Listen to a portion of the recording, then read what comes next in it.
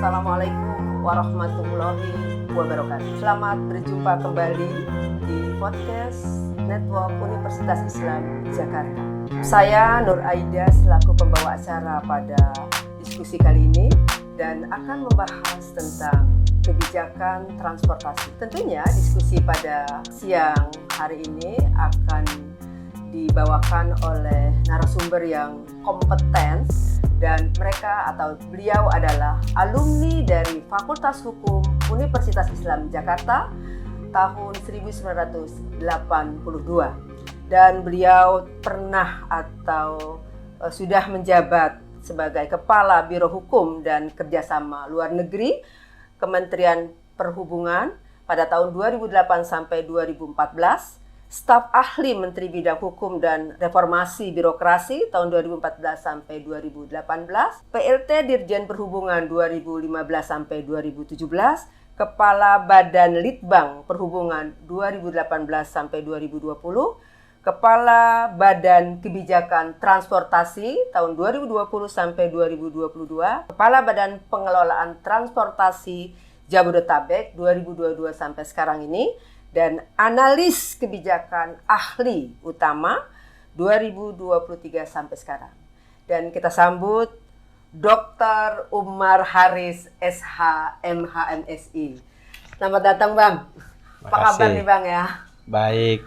Alumni UID kan Bang, bener Bang ya? Alhamdulillah. Alhamdulillah. Jadi ada memori yang muncul dong setelah sampai di kampus kita ini Bang. Luar biasa, karena kebetulan saya masuk tahun 1982, Bu Ida. Kampus pertama ini menduduki, karena ini diresmikan saya masih ingat 14 November kalau nggak salah tahun 1982. Waktu itu Bapak Gubernur. Nah, boleh dikatakan sebelumnya kan pernah di Pasar Minggu, saya dengar pernah.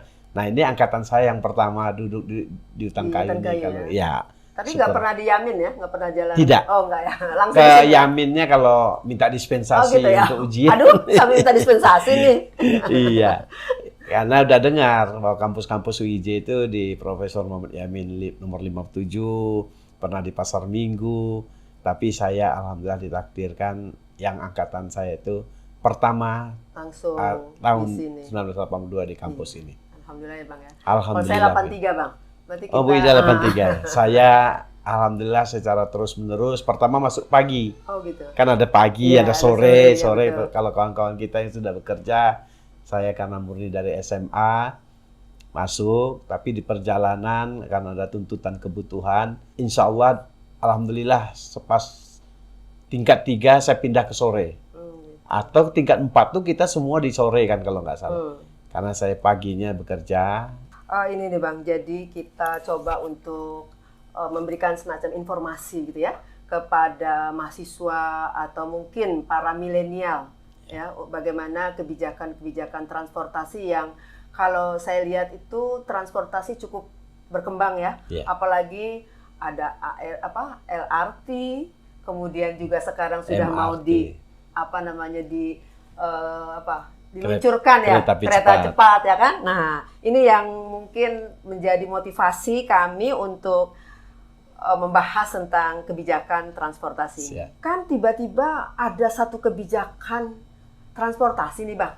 Sebetulnya apa aja sih ya yang dianalisa oleh kebijakan transportasi itu tuh Bang? Terima kasih Bu Ida. Pertama, sebelum saya menjawab ke substansi itu, sangat bersyukur saya diundang oleh kampus saya yang sangat saya cintai ini, Universitas Islam Jakarta, yang menempa saya 5 tahun. 82 saya masuk. Alhamdulillah 1987 itu dulu ada istilah ujian negara. Karena dulu masih sistem paket ya? Masih bukan ada. SKS ya? Masih dapat juga istilah SMHK, Sarjana Muda Hukum. Betul. Nah, saya ikutin semua dan saya bersyukur diundang ke alma mater saya yang tercinta ini. Dan salah satu kelebihan sebelum substansi saya jawab, pengalaman saya bekerja sampai saat ini masih ditakdirkan, insya Allah 5 tahun ke depan masih diberi kepercayaan. Kelebihannya, saya bukan mengkampanyekan UID, itu yang saya rasakan sendiri. Di sini diajarkan oleh para dosen kita, Al-Fatihah untuk para guru kita yang telah mendahului, tidak hanya ilmu-ilmu umum, tetapi pembekalan secara Islami sesuai dengan namanya Indonesia Islam Jakarta itu saya merasakan. Jadi sehingga setiap kita melangkah, insya Allah Allah meridai. Ingat pesan-pesan Pak almarhum Profesor Rasidi, dosen-dosen kita yang senior di dalam filsafat Islam, selain filsafat hukum dan pelajaran-pelajaran agama, itu sangat membekali kita dalam melakukan pekerjaan. Saya alhamdulillah Bu Ida sudah 35 tahun masa kerja saya sekarang. Di Kementerian Perhubungan. Kebetulan saya pas tamat dari ijazah Robizid di Ilman itu langsung diterima dengan perjuangan yang berat tentunya. Nah, itu saya merasakan dalam pekerjaan. Itu satu. Nah, dalam riwayat hidup saya, dalam proses alhamdulillah diberi kepercayaan oleh pimpinan, tentu dengan segala kerendahan hati, bukan karena pintar, banyak yang lebih pintar dari saya, tapi karena kesungguhan kita sadar bahwa ini adalah amanah. Saya dapat menduduki jabatan itu sejak dari eselon terendah, eselon 4, naik ke eselon 3, naik ke eselon 2, Kepala Biro Hukum tadi. Tadi yang saya sebutin kan yang terakhir aja, Bang. Iya, iya. Jadi kebanyakan. Saya rasa syukur saya yang saya maksudkan. Nah, terakhir yang jabatan strukturalnya memang sempat Kepala Badan Penelitian Pengembangan Perhubungan, eselon 1-nya, dan Badan Penelitian Pengembangan Perhubungan bertransformasi menjadi Badan Kebijakan Transportasi. Badan Kebijakan Transportasi itu salah satu unit eselon 1 di Kementerian Perhubungan. Dia bertanggung jawab kepada Menteri Perhubungan. Beda dengan ada badan juga, Badan Sarnas, gitu kita dengar. Atau dia masih dalam struktural Kemenkum, iya, Kementerian ini yang saya ya? sebutkan bedanya, BMKG. Dia termasuk lingkup Kementerian Perhubungan, tapi dia bertanggung jawab langsung kepada Presiden. Sedangkan Badan Kebijakan Transportasi ini, ini adalah salah satu unit eselon 1 yang bertanggung jawab kepada Bapak Menteri Perhubungan. Nah, ini salah satu unit eselon 1 di Kementerian Perhubungan, bertanggung jawab kepada Bapak Menteri Perhubungan. Dan lembaga ini adalah lembaga struktural, eselon 1A. Nah, lembaga struktural eselon 1A ini bertugas memberikan rekomendasi kepada kebijakan Kementerian Perhubungan. Baik itu kebijakan yang sifatnya merubah regulasi, apakah undang-undangnya yang dirubah, atau peraturan pemerintah, atau peraturan presiden, atau keputusan menteri. Itu lembaga inilah yang merekomendasikan. Hasil daripada analisa. Hasil analisa. Beda dengan badan penelitian. Kalau badan penelitian, mohon maaf, tidak membanding-bandingkan dalam pengertian lain, itu meneliti, mengembangkan dan merekomendasikan. Kalau badan kebijakan ada bedanya, dia selain membuat suatu analisa kebijakan, dia memberikan rekomendasi dan mengawal. Ketika itu tidak ditindaklanjuti, dikejar lagi. Artinya bisa berubah dong, karena sesuai dengan bisa jadi zaman. Bisa berubah atau situasi dengan masyarakat. Situasi. Nah, saya katakan tadi dia bisa merubah regulasi, mengusulkan, bisa merubah kelembagaan. Misalnya ini udah nggak efisien ini, kemudian bisa merubah yang namanya NSPK. Mungkin Bu Ida pernah. Norma Standar Prosedur dan Kriteria. Misalnya tata cara pengangkutan, tata cara jam kerja untuk meningkatkan pelayanan, itu bisa dirubah dengan rekomendasi dari analisa kebijakan. Penentu juga dong nih ya untuk keputusan tetap di pimpinan. Tapi kewajiban BKT atau kita singkat Badan Kebijakan Transportasi atau sering juga disebut Bakestran, dia merekomendasikan. Nah, mungkin Ibu Ida akan Mbak Ida atau kejar lagi, saya panggil Mbak aja ya supaya akrab karena teman saya sejak dulu. Saya 82, Mbak Ida di 83. Jadi tak jauh-jauh benar. Nah, ketika itu syarat kebijakan itu biar dia legitimate, apa istilahnya, biar dia betul-betul dapat dipertanggungjawabkan, pertama dia harus melibatkan unsur regulator. Kalau regulator di bidang transportasi bukan hanya Kementerian Perhubungan. Dia melibatkan tanggung jawab Kementerian Perhubungan aja. Bukan hanya tanggung jawab. Contoh di bidang lalu lintas angkutan jalan. Tentu kita harus mendengar dengan sungguh-sungguh Kementerian PUPR. terkait jalannya atau kebijakan jalan tol, dan polisi lalu lintas yang mengatur, dan pemerintah daerah. Ini adalah unsur-unsur yang harus kita libatkan sebagai regulator.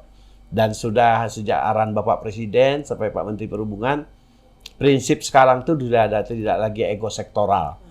Yang ada adalah sinergi dan kolaborasi. Berarti analisanya harus secara komprehensif. Harus komprehensif, Bu Ida. Karena kalau enggak, dia tidak legitimate. Misalnya, kita tidak melibatkan unsur pemerintah provinsi, kabupaten, yang enggak dilaksanakan. Ada kepentingan Karena nggak dia tuh, tidak Bang, kira-kira? Ada Kenapa? kepentingan nggak kira-kira? Kepentingan dalam Politik lah. dalam pengertian bisa dikaji lebih lanjut. Karena ada juga misalnya kepentingannya untuk bisnis. Kepentingan itu kita yang menyaring secara objektif. Yang kedua, saya terusin lagi, selain regulator, operator. Operator itu kan pelaku usaha, itu ada badan usaha milik negara, kita lihat Garuda, lihat Pelabuhan Indonesia, kita lihat PPD, itu harus Damri. Swasta juga masuk ya? Swasta, pihak swasta. Swasta juga bisa, karena dia operator daripada transportasi. harus dilibatkan juga ya. Kita libatkan, tentu proporsional. Bukan berarti semuanya harus setujui. Pemerintah adalah pemerintah yang punya integritas dan objektif. Jangan hanya berpihak ke salah satu usaha saja. Dia harus kita dengar sungguh-sungguh. Yang ketiga, ini yang saya mau masukkan lagi. Unsur yang ketiga adalah unsur user, pengguna. Pengguna itu bisa, apalagi zaman sekarang. Bu Ida ada keluhan aja di bandara, WA langsung jadi. Bisa ke Bapak Presiden. Nah, ini kan user. Yang kedua yang sangat mendasar sekali, kalangan perguruan tinggi, akademisi.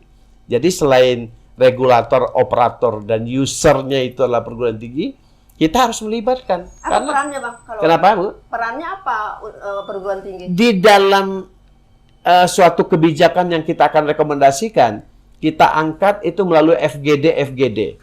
Kita dengar perguruan tinggi, bagaimana pandangan dia terhadap kereta cepat.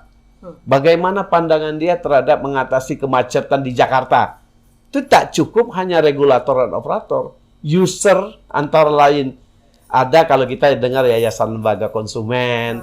Ada kita dengar Masyarakat Transportasi Indonesia. Dan perguruan tinggi. Jadi perguruan tinggi itu wajib kita libatkan. Termasuk Jadi kira-kira kalangan bisa mahasiswa. dong UID nih bekerja sama dengan Saya Kementerian pikir Perhubungan. bisa.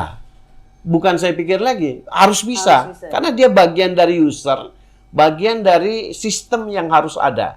Nah, hanya saja tentu Jadi artinya perguruan tinggi ikut menganalisa dan memberikan rekomendasi. persis. Jadi dalam suatu ketika tentu ada tahapan-tahapannya ya, memperkenalkan diri, mengajukan apa, nanti kita lihat kualifikasinya di porsi apa misalnya. Saya pengalaman waktu Kepala Badan Litbang Perhubungan maupun waktu Kepala Badan Kebijakan Transportasi, ya tidak mendikotomikan semua perguruan tinggi negeri dan swasta sama ya asal bidangnya. Contoh, kalau hal ihwal tentang kelautan, perhubungan laut, biasanya dengan tidak membanding-bandingkan ya, itu yang agak konsentrasinya itu ITS. Atau universitas di Makassar, karena di situ ada jurusan perkapalan dan macamnya. Saya udah keliling tuh ke UGM, ke ITB, ke ITS untuk meminta, dan tanda kutip legitimasinya kalau sudah dari perguruan tinggi baik swasta maupun negeri kayak UIJ, masyarakat lebih percaya. Kalau hanya kita, kalau zaman dulu kan bahkan ada gium hukum yang kita pelajari juga. Apabila kebijakan itu sudah keluar atau keputusan, ya orang dianggap semua tahu. Sekarang udah nggak bisa. Orang nggak bisa, harus dijelaskan, disosialisasikan dengan baik, dan harus melibatkan semua unsur tadi. Itu beda. Harus diteliti ya sekarang. Jajak pendapat. Jajak pendapat. Jadi nggak bisa hanya sekedar sekonyong-konyong dari pemerintah. Tidak legitimit, nggak, tanda kutip mungkin ekstrimnya, kalau saya salah mohon maaf, bisa diabaikan. Saya nggak terlibat. Tapi kalau dia sudah dilibatkan, loh Anda kan ikut di rapat ini. Dulu Anda usulnya kok nggak ada, atau Anda mengusulkan ini. Ya, kita tentu memerlukan sosialisasi. Sebagai pemerintah yang baik kan harus seperti itu, Bu Ida. Tapi kalau kayak konsinyering kayak gitu gimana? Kayak konsinyering? Konsinyering sebagai salah satu alat untuk melakukan penyelesaian kegiatan. Kami sering konseling. Seperti besok saya konseling di hotel apa, membahas topik tertentu. Nah, Itu pembahasannya. pembahasan. Jadi pertama kita presentasikan dulu. Kami punya ide nih bahwa bandar udara di Indonesia ini terlalu banyak, misalnya 100 sekian atau pelabuhan. Bagaimana ya? Semua stakeholders yang saya katakan tadi akan berbicara. Oh ini ya menghambat. Kita macam-macam lah pendapat sesuai keahliannya. Kemudian itu konseling, bisa rapatnya 2-3 hari. Kemudian dianalisi oleh Anjak. Di situ tuh Anjak, Pak. Analis kebijakan. Analis kebijakan tuh ya tanda kutip tidak jabatan struktural, dia jabatan fungsional, tapi didasarkan pada kompetensi dan keahliannya.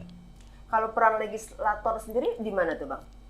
Legislator sebagaimana ketahui dia kan mitra daripada pemerintah. Alhamdulillah pada saat hearing, pada saat dengar pendapat atau rapat kerja, beliau tentu berdasarkan masukan-masukan di daerah pilihan dia, di dapil dia. Kenapa terminal di sini tidak diberdayakan? Itu kita harus dengar dengan sungguh-sungguh.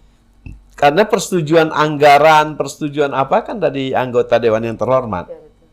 Seperti perhubungan, itu mitranya Komisi 5. Komisi 5 dengan dapilnya masing-masing. Itu bisa sifatnya pribadi sesuai dengan dapil berarti ya? Pembahasannya. Karena memang itu melihat, hak beliau kan punya mata telinga mendengar aspirasi apa yang harus dia bawa, dia perjuangkan ke mitranya. Misalnya, contoh Bu Ida, dapil Lampung. Di Lampung Mbak Ida merasakan terminal ini tidak efisien lagi, Raja Basah misalnya. Ini contoh ya. Nah, sampaikan ke kita bahwa terminal tipe A ini masih tanggung jawab Kementerian Perhubungan, apa yang harus kita benahi dan lain sebagainya. Iya, sesuai dapilnya. Nah, ini tadi kita menarik nih ya dari pembicaraan kita. Nah, karena kita berada di akademisi, di mana para milenial khususnya para mahasiswa itu sangat berhubungan langsung dengan transportasi. Dari analisa kebijakan transportasi itu, apa kira-kira yang perlu diketahui lah oleh para mahasiswa? Ya, pertama kita bersyukur sekali kita punya generasi milenial yang sangat cepat, kritis, dan tentu perlu dari kita sebagai senior memberikan masukan-masukan supaya mereka tahu permasalahannya. Yang kedua, kelebihannya milenial ini, mereka lebih cepat adaptasi terhadap sosial media, mencari informasi itu. Tapi kan harusnya milenial juga harus objektif dong dalam menilai kebijakan-kebijakan transportasi, jangan asal mungkin informasi. Tingkat kematangan atau tingkat kedewasaan itu tugas kita sebagai senior. Tetapi masukan si milenial ini harus dengan sungguh-sungguh kita perhatikan. Ya, karena pertama Lampung itu Bang, contoh Lampung kan gara-gara milenial. Kan jadi harus kita berpositif thinking, dengarkan dengan baik-baik. Terimalah ya kritisi. Terima. Sebagai pemerintah yang baik, yang good governance, dia tidak alergi terhadap masukan. Asal masukan itu kan kita bisa pilih-pilih. Ini masukan yang gosip aja, masukan yang cari konten. Ini mohon maaf ya. Barangkali kan kita bisa memilah-milah, tapi jangan langsung mengKO-kan, wah Anda tahu apa, Anda kan nggak boleh. Karena ini sangat potensial. Mereka lebih cerdas, mereka lebih gesit. Itu pandangan saya, Bu Ida. Kalau misalkan, ini kan pasti BKT sangat tahu lah ya, untuk menganalisa suatu transportasi. Ya. Saya ini termasuk rocker, Bang. Tahu nggak Abang rocker? Rombongan kereta api. Siap. Jadi kita pengguna kereta api keluar daerah, kadang-kadang kita suka ya dengan kereta api, baik ke Bandung atau ke Jogja misalkan, atau untuk ke kampus sendiri tempat kerja kita menggunakan kereta api. Dan saya sebagai konsumen lah di sini ya misalkan sangat mengapresiasi apa yang sudah dilakukan.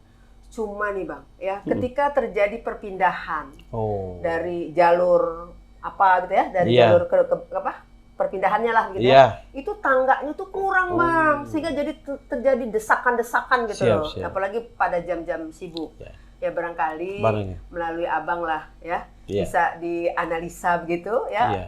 Apakah diperlukan tambahan-tambahan untuk tangga gitu ya, apalagi yang diperlukan itu eskalator Bang. Iya. Karena seperti misalkan di stasiun Duri itu Bang ya, itu eskalator cuma satu Bang. Sementara kan perpindahannya banyak. Atau di Manggarai juga gitu. Ya dari Bogor ya, eskalatornya dari Bogor lah terutama itu Siap. juga kurang. Iya. Nah, itu mungkin sebagai apa ya? Tambahan sebagai kita sebagai konsumen nih Bang ya, konsumen untuk bagaimana badan kebijakan ya transportasi itu bisa ya menganalisa kira-kira apa yang harus ditindaklanjuti. Siap. Ya. Nah, terus yang kedua Bang, kira-kira mengukur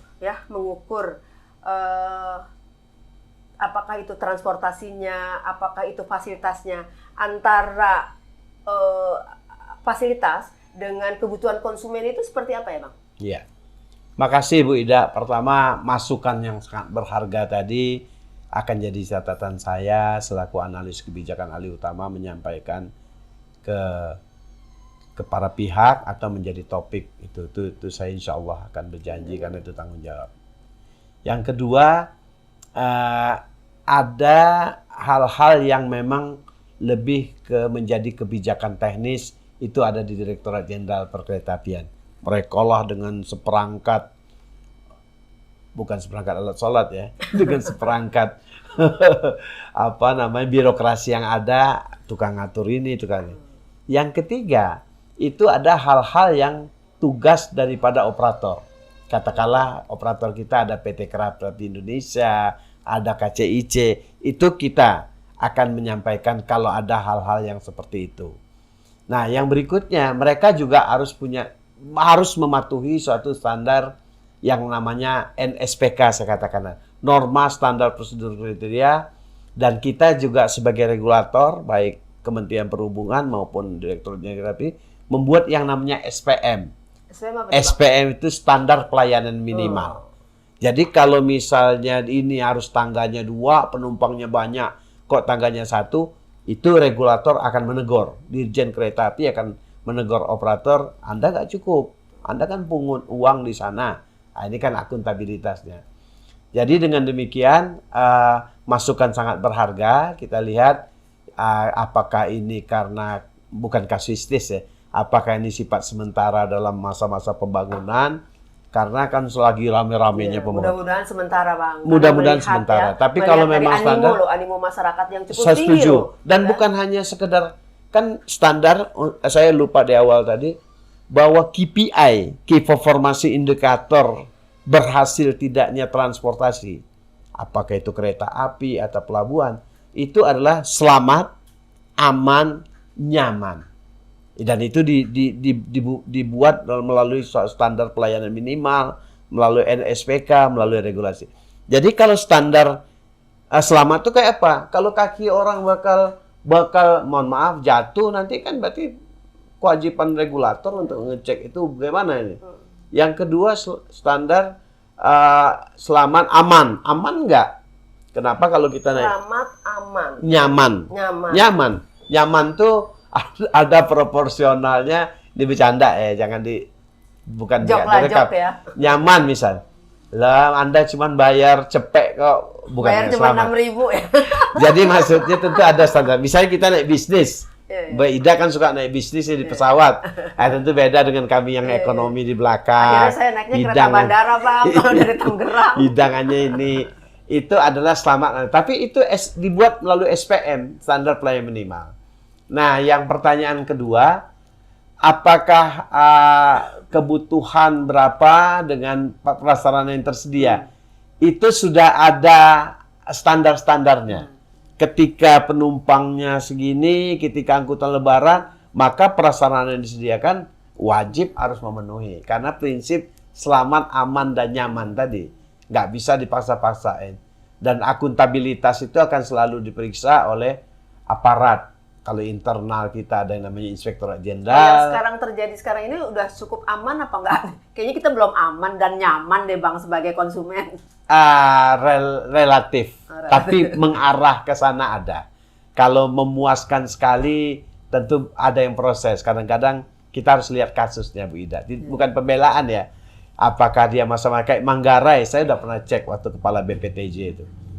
Memang banyak akan terpusat di sana, tapi bagaimana pelayanan dari apa jalur ini pindah ke jalur ini kan orang tergopoh-gopoh, kasihan. Iya, betul. Nah itu menjadi suatu pedoman dan menjadi kita di Badan Kebijakan Transportasi selalu mendengar denyut persoalan itu. Seperti contoh, saya selalu mengingatkan waktu sebagai kepala BPTJ maupun Badan Kebijakan. Anda tiap hari harus lihat berita-berita, baik di sosmed maupun apa. Dan kita menganalisa, satu contoh, kenapa, ya tentu kita selalu berdoa ya, kenapa sering ada terjadi kecelakaan setiap Sabtu Minggu dan rata-rata mobil wisata. Kita harus cek, apakah standar dalam ketentuan itu pengemudi itu nggak boleh lewat dari 4 jam, bahkan ketatnya setiap pengemudi itu harus dicek, ya narkoba, ada dicek standar kompetensi dia, bahkan harus apalagi untuk angkutan umum. Nah ini kewajiban kita. Kalau kita temu kenali, kenapa dia setiap hari Minggu mungkin, tapi sekali lagi ini mungkin ya, bukan contoh aja. Mungkin dia diperlakukan oleh pengusahanya betul-betul tidak berhenti. Akhirnya dia karena terpaksa daripada saya diberhentiin, saya lakukan. Tapi yang korban kan pariwisata atau penumpang. Nah ini tugas-tugas kita selaku regulator. Regulator itu kan tugasnya turdalwas, ditambah pengetahuan Pak. Mengatur, mengendalikan, dan mengawasi. Nah ini ya. Siap. Nah, terus ini juga Bang, kan Agustus besok, ini ceritanya kereta cepat akan diluncurkan. Siap. Ya. Sepertinya minat daripada masyarakat untuk mencoba ya dengan kereta cepat itu kan 40 menit ya dari Jakarta ke Bandung. Yeah. Nah, itu sebetulnya urgensi daripada pembuatan kereta cepat Bandung itu apa menurut kebijakan transportasi ini? Yeah. Dan yang kedua Bang, kenapa Bandung? Pertama, yang jadi kereta cepatnya. Pertanyaan akademisi ini emang tajam terpercaya, luar biasa. Pertama, tentu tidak serta-merta bisa memuaskan semua kebutuhan. Itu keterbatasan anggaran kita maupun anggaran mungkin kita pinjam dari luar negeri segala macam. Sehingga dengan keterbatasan itu ya yang terpilih baru ini, tapi bukan satu-satunya. Masih ada harapan. Nah, yang berikutnya adalah bahwa terkait uji coba dan lain sebagainya, itu sebagai regulasi, sebagai regulator tentu memastikan pasti itunya Allah ya, terus sebagai orang UIJ. Tetapi semaksimal mungkin kita memitigasi risiko. Kita sudah hitungkan apakah faktor-faktor keselamatannya dengan kecepatan tinggi seperti itu, ini bisa. 40 menit betul tuh Bang? 40 menit ke Bandung loh. Ya, target. Karena ada target, apakah, kan sekarang masih diuji coba terus. Ada yang kecepatan masih 300, masih 350. Tentu itu karena dia dalam satu sistem, Bu Ida, yang saya pahami, sistem prasarana dan sarananya. Kalau prasarananya bagus, apakah rel-rel yang akan dilewati ini memenuhi? Kan ini manusia juga kan, kita menyadari mungkin ada baut yang kurang kencang sederhananya. Nah, apakah jangan dicuri itu ya besi-besi. Nah, itulah di fenomena di Indonesia yang wajib kita sosialisasikan. Jadi kembali pada tadi, kenapa pilih Bandung? Mungkin jawaban saya bukan hanya retorika yang Mbak Ida suka ajarin waktu saya LDK HMI dulu. Jadi itu adalah sementara dan akan berlanjut lagi itu kan tergantung pembiayaan yang ada, tergantung segala prioritas. Bahkan Pak Menteri juga pernah kita baca itu, ya tidak mustahil lewat Surabaya, lewat Jogja. Tapi kan sudah ada rencana induk pengembangannya sudah ada. Cuman ini sabar aja dulu ya. Sabar, sambil evaluasi. Kalau bahasa orang kampung kita itu ojo ke susu. Ojo ke susu. Nah, kan gitu. Iya, terima kasih banyak Bang Tajam atas sekali Bu Ida. diskusi kita pada Siap. hari ini. Sangat bermanfaat mudah-mudahan, dan ini juga menjadi inspirasi bagi Insya Allah. kita semua, dan apa yang sudah disampaikan ini juga sangat-sangat bermanfaat untuk para milenial khususnya mahasiswa kita, dan perlu juga disampaikan bahwa Bang Umar Aris ini adalah alumni daripada Fakultas Hukum Universitas Islam Jakarta. Jadi para mahasiswa atau mahasiswi yang mau daftar Universitas Islam Jakarta nggak usah ragu ya, bahwa ada orang-orang besar di Republik ini yang alumni dari Fakultas Hukum Universitas Islam Jakarta. Amin. Barangkali ada pesan-pesan untuk para mahasiswa atau masyarakat Bang terhadap kebijakan transportasi? Pertama tentunya dengan segala kerendahan hati saya bangga terhadap kampus saya yang saya cinta ini, Universitas Islam Jakarta. Hingga saat ini namanya masih tetap harum. Harum yang berorientasinya tidak hanya berorientasi masalah duniawi, yaitu ke akhirat. Dengan lambangnya tidak dirubah. Ini pandangan saya pribadi. Robi Jidni Ilman. Robi Jidni Ilman. Bahkan waktu saya kepala Badan Perwakilan Mahasiswa, saya kan aktivis juga di kampus ini. Apa dulu? BPM. Saya bilang aku juga aktif Bang. Iya tahu, kan anggota saya. Jadi salah satu bedanya jaket kita itu nggak bisa sembarangan ditaruh karena ada Al-Quran. Ini pendiri kita ini luar biasa. Yang saya maksudkan adalah mohon tetap dipertahankan nama baik kampus kita, Universitas Islam Jakarta, walaupun tantangan dan cobaan, ujian yang kita hadapi semakin lama semakin itu. Dan persaingan kampus, tapi luar biasa. Konsistensi daripada kampus ini saya salut. Beliau tidak perlu banyak, tapi adalah yang penting berkualitas. Ini yang harus dipertahankan.